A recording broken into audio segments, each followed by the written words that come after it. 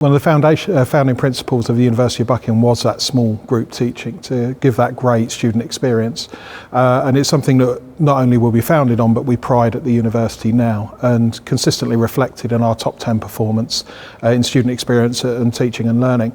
I'm pleased to say that that was reflected in a very strong way at T Executive Education, and the group sizes of 15 to 20 students and that personal experience that the tutors have with the students and the students with the tutors does reflect best practice, and certainly something we want to see in our partners at the University of Buckingham. So in answer to your question, absolutely, T reflects the same student experience that we would expect back at base camp in the UK. I think community really splits into two areas. There's the community and collegiality between the teams that deliver and manage programs, but also the community within the student base, and arguably the community between students and faculty as well.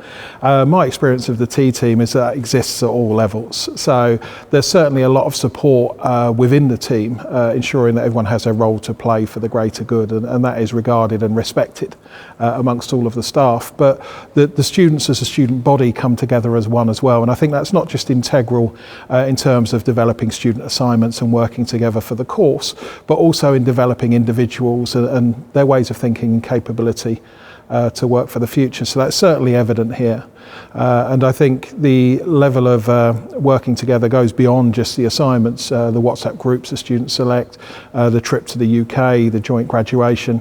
It really takes the community beyond just T as well, and integrates to some extent with our faculty, our teams and our students at the University of Buckingham in the UK. I think it's an absolute pleasure to work with T Executive Education. I think at all times the University of Buckingham pursues independent for innovative ways of thinking and academic freedom, which is core within our principles.